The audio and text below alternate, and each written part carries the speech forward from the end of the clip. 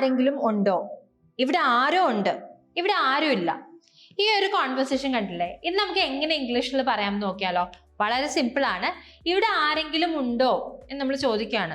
അപ്പൊ ആരെങ്കിലും ഉണ്ടോ എന്ന് നമ്മൾ എങ്ങനെ ചോദിക്കും? ഈസ് എനിവൺ ഹിയർ എന്ന് ചോദിക്കും, അല്ലെങ്കിൽ ഈസ് എനിബഡി ഹിയർ എന്ന് ചോദിക്കും. ആരെങ്കിലും എന്നുള്ളതിന് നമ്മൾ എനിവൺ അല്ലെങ്കിൽ എനിബഡി എന്നുള്ള വാക്കാണ് യൂസ് ചെയ്യുന്നത്. So is anybody here? ആരെങ്കിലും എന്ന് വെച്ചാൽ എന്താണ് അർത്ഥം? എനിബഡി അല്ലെങ്കിൽ എനിവൺ എന്നാണ് അർത്ഥം വരുന്നത്. ഇവിടെ ആരോ ഉണ്ട്, ആരോ ഉണ്ട്, ആരാന്ന് നമുക്ക് അറിയത്തില്ല, ആരോ ഉണ്ട്. അപ്പൊ ആരോ ഉണ്ട് നമ്മൾ എങ്ങനെ പറയും? നമുക്ക് ആരാണെന്ന് ഉറപ്പില്ല, പക്ഷെ ആരോ ഒരാൾ, അല്ലെ? സോ ഇവിടെ ആരോ ഉണ്ട്. There is someone here. someone എന്ന് വെച്ചാൽ എന്താ? ആരോ, ആരോ ഒരാളാണ് ഈ someone എന്ന് പറയുന്നത്.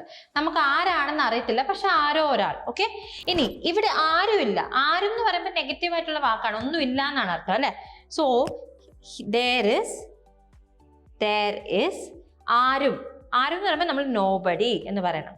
nobody, ആരും, nobody. There is nobody. ഇവിടെ ആരുമില്ല, here. Okay, so there is nobody here. ഇവിടെ ആരുമില്ല. അപ്പം നമ്മൾ ആരെങ്കിലും എന്ന് പറയുമ്പോൾ എനിബഡി, ആരോ എന്ന് പറയുമ്പോൾ സംബഡി, ആരും എന്ന് പറയുമ്പോൾ നോബഡി. അങ്ങനെയാണെങ്കിൽ ആരെങ്കിലും നിന്നെ വിളിച്ചോ, ഈ ഒരു ക്വസ്റ്റ്യൻ നമ്മൾ എങ്ങനെ ഇംഗ്ലീഷിൽ പറയുന്നത് നിങ്ങൾ കോമെന്റ് ചെയ്യാം. Thank you. English Mitra. Stop worrying, start learning.